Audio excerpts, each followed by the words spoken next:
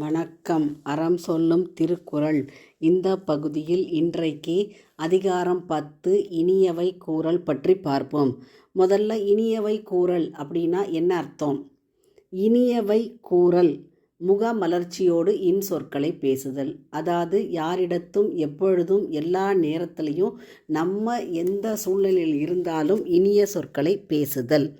இப்போ இந்த இனிய சொற்களை பேசுதல் அப்படிங்கிறது நம்ம மனசு விரும்பி ஒருத்தருக்கு ஒரு பொருள் கொடுப்பதை விட இனிமையான சொற்களை பேசுவது சிறந்தது அப்படிங்கிற பொருளில் தான் வள்ளுவர் இந்த அதிகாரத்தில் 10 குறட்பாக்களை வைத்திருக்கிறார். அப்போ நம்ம இனிமையான சொற்களை பேசுகிறது அப்படிங்கிறது ஒரு கஷ்டமான காரியம்லாம் கிடையாது. எல்லாராலையும் இனிய சொற்களை பேச முடியும்.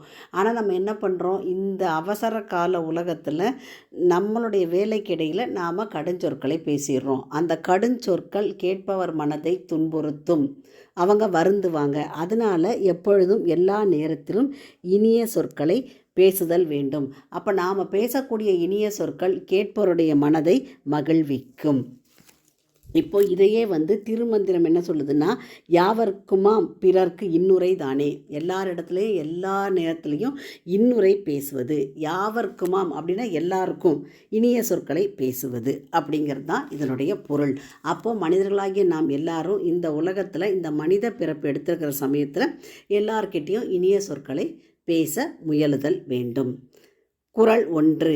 இன்சொலால் ஈரம் அலை இப்படிறு இலவாம் செம்பொருள் கண்டார் வாய்ச்சொல். இப்போ இந்த குறளில் படிறு அப்படின்னா வஞ்சனை அப்படின்னு அர்த்தம். இல்லை எப்போ இல்லை, முதல்ல இன்சொலால் ஈரம் அலையி அப்படின்னா அன்பை கலந்து பேசக்கூடிய இனிய சொற்கள். ஈரம் அப்படிங்கிறது மனசில் இருக்கக்கூடிய கருணை, அன்பு. படிறு இலவாம் வஞ்சனை, பொய்மை இல்லாதவையாக இருக்கும். அதான் பேசுவோம் எப்படின்னா, உள்ளம் முழுசும் விஷத்தை வச்சுட்டு உதட்டளவில் பேசக்கூடாது. நிறைய பேர் அப்படி பேசுவாங்க, உள்ளத்தில் நஞ்சை வச்சு உதட்டளவில் பேசுவாங்க. அது இனிய சொற்கள் கிடையாது. அடுத்தது செம்பொருள் கண்டார் வாய்ச்சொல். செம்பொருள் கண்டார் வாய்ச்சொல். செம்பொருள்னா மெய்ப்பொருள், உண்மையான பொருளை உணர்ந்தவரின் வாயிலிருந்து வரக்கூடிய சொற்கள். அப்போது குறளினுடைய பொருளை பார்த்தோம்னா, நம்ம என்ன செய்யணும்னா, முகத்தால் விரும்பி உள்ளம் கலந்து இனிமையுடன் பேசுவதே அறம். அப்போ இன்முகத்துடன் பேசக்கூடிய சொற்கள் அதிக பயனை எல்லா நேரத்திலையும் தரும்.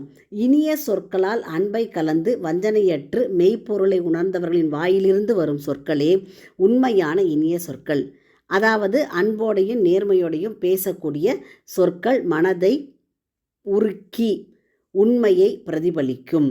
சுருக்கமாக சொல்ல போனோம்னா, உண்மை அறிந்தவர்கள் பேசக்கூடிய சொற்கள் அன்போடு கலந்து எந்தவித வஞ்சனையும் இல்லாமல் நேர்மையாகவும் தூய்மையாகவும் இருக்கும்.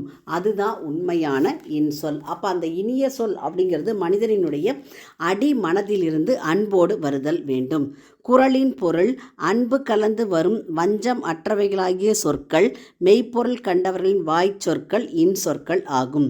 மீண்டும் குறள், இன்சொலால் ஈரம் அலை இப்படிறு இலவாம் செம்பொருள் கண்டார் வாய்ச்சொல்.